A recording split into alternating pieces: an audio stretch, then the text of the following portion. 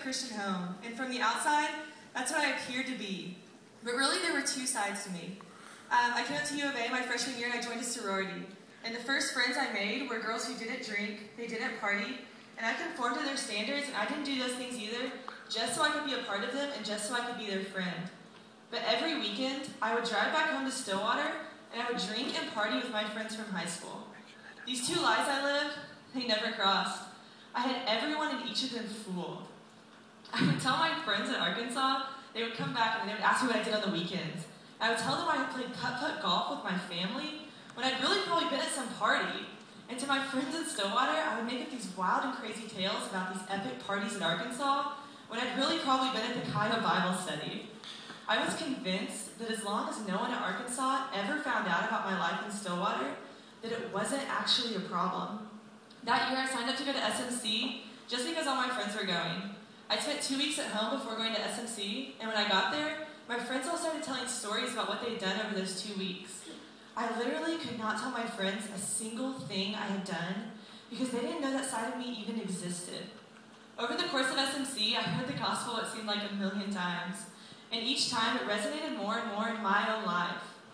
Through hearing that Jesus Christ came, He lived a perfect, sinless life, and He died on the cross as a payment for my sins. And in response to that, I was to turn from those sins and put my trust in Jesus, making Him Lord of my life. I realized that I was deliberately living in sin.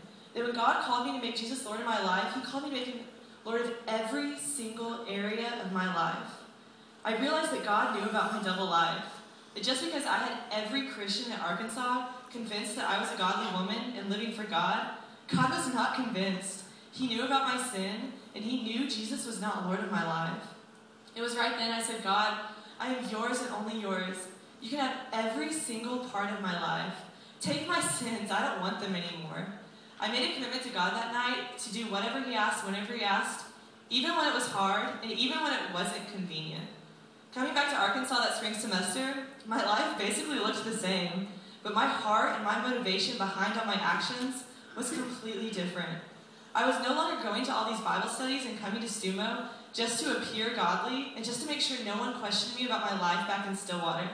But I was going to them because I desired to know God better. I saw girls around me that knew God and that understood the gospel, and I wanted to know God like they knew God, and I wanted to understand the gospel like they understood the gospel. For the first time, I wasn't just giving God what was easy for me to give Him, my life in Fayetteville, where it was easy for me to be a Christian, but I was giving Him everything, even when I had to go back home to Stillwater and say no to that previous lifestyle.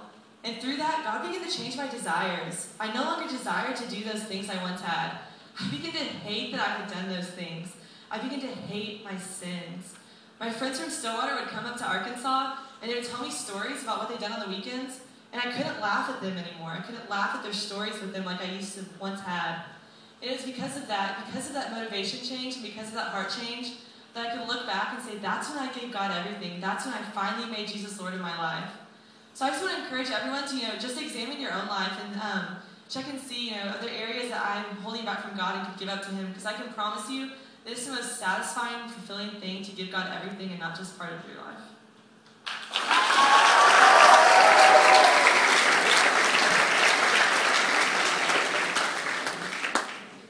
You ever been chosen for something important?